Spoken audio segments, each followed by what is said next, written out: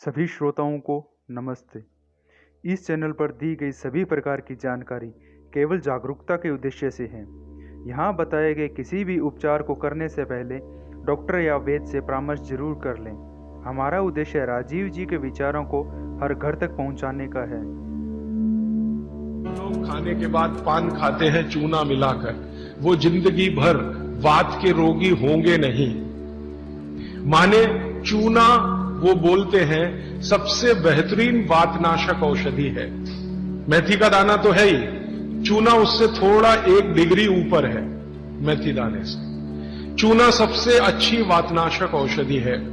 चूने के बारे में भागवत जी का बहुत रिसर्च है, बहुत रिसर्च है, और वो ये कहते हैं कि ये भगवान की दी हुई प्रचंड मात्रा में अद्भुत ऐसी चीज है जो आपके वात के सब रोगों को दूर करेगी। माने घुटने दुखते हैं, कमर दुखती है, कंधा दुखता है, चूना खाइए। फिर वो कहते हैं कि इतना ही नहीं, शरीर में कैल्शियम जो है ना, कैल्शियम ये एक घटक है, माइक्रो न्यूट्रिएंट इसको कह सकते हैं अंग्रेजी में, सूक्ष्म पोषक तत्व है। ये कैल्शियम के बारे में जो गंभीर बात है आज के विज्ञान के हिसाब से जो मैं कहना चाहता हूं, भागवत जी ने तो 3500 साल पहले कह दिया, आज का विज्ञान उसको प्रूव कर रहा है, कंफर्म कर रहा है। वो ये कि कैल्शियम की कमी अगर शरीर को है तो आपको 20 नहीं 50 बीमारियां आएंगी।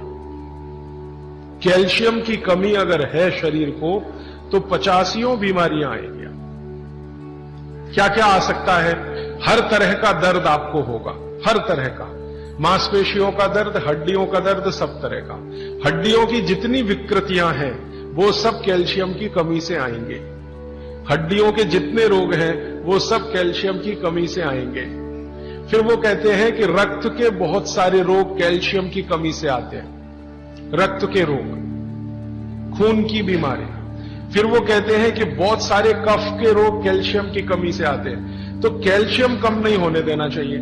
जो विज्ञान आज का कहता है, आधुनिक विज्ञान ये कहता है कि कैल्शियम वो माइक्रो न्यूट्रिएंट है, वो सूक्ष्म पोषक तत्व है जिसके शरीर में रहने पर ही दूसरे सूक्ष्म पोषक तत्व उपयोगी होते हैं।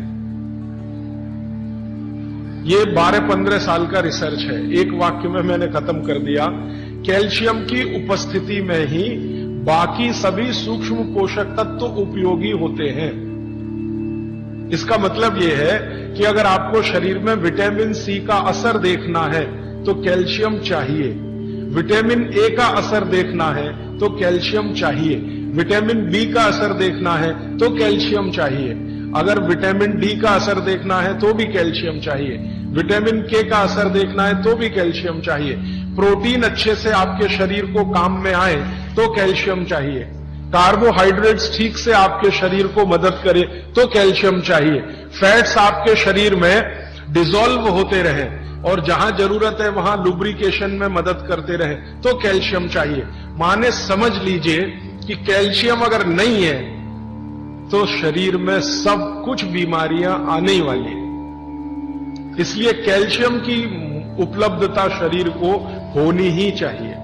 अब इसके बारे में भागवत जी कहते हैं, आधुनिक विज्ञान ने अभी प्रूव किया, भागवत जी पहले ही कह गए कि हमारे शरीर की 40 वर्ष की उम्र तक, 40 से 45 वर्ष की उम्र तक जो कुछ भी हम खा रहे हैं इसी में से हमको कैल्शियम मिलता रहता है। सबसे ज्यादा कैल्शियम आप जानते हैं दूध में है, दूध, फिर दूध के बाद दही, दही के बाद मट्ठा, मट्ठे के बाद मक्खन, मक्खन के बाद घी, इन सब में भरपूर कैल्शियम है। फिर आपने खाया संतरा, मौसम्मी, नारंगी, अंगूर, द्राक्ष, जो भी खट्टे फल, आम वगैरह वगैरह, सब में कैल्शियम भरपूर मात्रा में है। फिर सबसे ज्यादा कैल्शियम फलों में माना जाता केले में है। केला भरपूर खाना चाहिए क्योंकि कैल्शियम का सबसे बड़ा भंडार है और आसानी से हजम होता है। तो ऐसे जो फल हैं इनका जो कैल्शियम है ये 40-45 साल तक हमें आसानी से मिलता रहता है, क्योंकि शरीर की जो बायोकेमिस्ट्री है 40-45 साल तक एकदम दुरुस्त और तंदुरुस्त रहती है। जठर अग्नि भी तीव्र रहती है, बाकी सब फंक्शन ठीक है। लेकिन जैसे ही 45 की उम्र खत्म होती है माताओं को ये बात विशेष रूप से कह रहा हूं, बहनों को, माताओं को। जैसे ही आपकी 45 की उम्र पूरी होती है और आपका मेंसेस साइकिल बंद होता है, मासिक धर्म आपका बंद होता है, उसी समय आपको कैल्शियम हजम होना कम होना शुरू होता है। आप कितना भी ये सब चीजें खाएं, केला भी खाएं, ये भी खाएं, लेकिन कैल्शियम उतना पूर्ति नहीं करता, क्योंकि कैल्शियम को शरीर में डाइजेस्ट कराने वाला जो हार्मोन है वो तभी तक आपको है जब तक आपकी मासिक चक्र की शुरुआत है। मासिक चक्र बंद होते ही ये हार्मोन कम होता है। आप जानते हैं कई हार्मोन्स कम हो जाते हैं, तो कैल्शियम डाइजेस्ट होना बहुत मुश्किल होता है। तब आपको जरूरत पड़ती है कि बाहर से कैल्शियम लें। इसलिए सब माताएं इस बात को ध्यान दें और इसको गांठ बांध लें कि 45 की उम्र होते ही चूना खाएं, क्योंकि अतिरिक्त बाहर से कैल्शियम उसी से मिलेगा। चूना जरूर खाएं आप सबके लिए, और आपको भी है चूना खाएं, क्योंकि आपकी उम्र भी 45 की जब पूरी होगी तो ये जो कैल्शियम है वो आपके लिए पर्याप्त नहीं है जो फलों से और सब्जियों से आ रहा है, कुछ अतिरिक्त चाहिए। और चूंकि बाकी सब माइक्रो न्यूट्रिएंट्स कैल्शियम की उपस्थिति में ही काम आएंगे, इसलिए इस पर ध्यान दीजिए। तो शायद इसलिए इस देश में एक परंपरा विकसित हुई है पान खाने की। ये पान खाने की परंपरा बहुत वैज्ञानिक है, बहुत ही वैज्ञानिक। जिसने भी शुरू की वो बागवट का पक्का चेला रहा होगा, बहुत समझकर उसने ये शुरू की।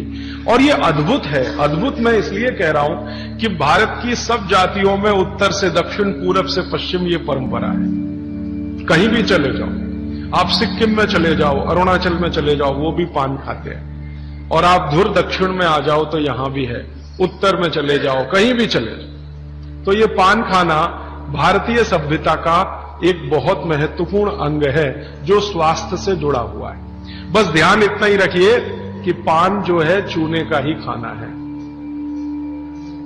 पान जो है चूने का ही खाना है। पान कभी भी कत्थे वाला ना खाएं, क्योंकि कत्था आपके लिए उतना उपयोगी नहीं है। कत्था स्वाद के लिए आप उपयोग करते हैं, चूना औषधि के लिए उपयोग करते हैं। ये बात मैं एक बार पहले भी कह चुका हूं, आज फिर से इसलिए कह रहा हूं कि कुछ नए चेहरे मैं देख रहा हूं। तो आपके रसोई में मेथी दाना हो गया, चूना हो गया, पान हो गया, फिर पान के बाद आपको जीरा, हींग वगैरह वगैरह, अजवाइन, ये सब हो गई। ऐसी कुल 108 औषधियां हैं। गरीब से गरीब आदमी की रसोई में ये औषधियां हैं, इनका भरपूर उपयोग करिए। एक औषधि के बारे में बागवट जी कहते हैं और भी महत्व की है, दालचीनी। दालचीनी के बारे में बागवट जी कह रहे हैं कि वायु के जितने भी प्रकोप हैं, जैसे दमा, अस्थमा, ये वायु की बीमारियां, अस्थमा, दमा, वात की बीमारियां वायु की, तो इनको खत्म करने में या समाप्त करने में या इन बीमारियों को ठीक करने में बड़ी मदद करता है दालचीनी। और दालचीनी के बारे में बागवट जी कहते हैं कि ये दमा, अस्थमा, इनको तो खत्म करेगा ही, वात के सब रोगों को खत्म करेगा, कफ के रोगों को भी खत्म करता है। कफ के रोग आप समझते हैं, खांसी है, सर्दी है, जुकाम है, मोटापा है, वजन बढ़ना, ये सब कफ के रोग हैं। तो इनमें भी दमा जैसी बीमारियों जितना असर है दमा पे, उतना ही इस पर भी है, कफ की। तो दालचीनी का भी उपयोग आप कर सकते हैं आपकी बीमारी के हिसाब से। दालचीनी आप सब जानते हैं, आसानी से आपको पहचान में भी आती है। बस उसका उपयोग करते समय ध्यान रखें कि ये ज्यादा उपयोगी है पाउडर के रूप में। कई बार मैंने देखा है भोजन बनाते समय हम दालचीनी का पत्ता डाल देते हैं या उसकी वो जो छाल जैसी है वो डाल, वो उतना उपयोग नहीं आता जितना पाउडर करके वो उपयोग में आता है। और दालचीनी के बारे में बागवट जी कहते हैं कि इसको अगर उपयोग कर रहे हैं तो आप गुड़ के साथ इसको खूब घिसिए, रगड़िए, ऐसे ऐसे ऐसे ऐसे खूब अच्छे से गुड़ मिले, फिर खाइए, फिर पीछे से थोड़ा गर्म पानी पीजिए, अद्भुत परिणाम। और अगर आप शहद ले सकते हैं तो शहद के साथ तो इसका मर्दन, मर्दन एक शब्द उन्होंने इस्तेमाल किया, मर्दन माने घिसना, रगड़ना।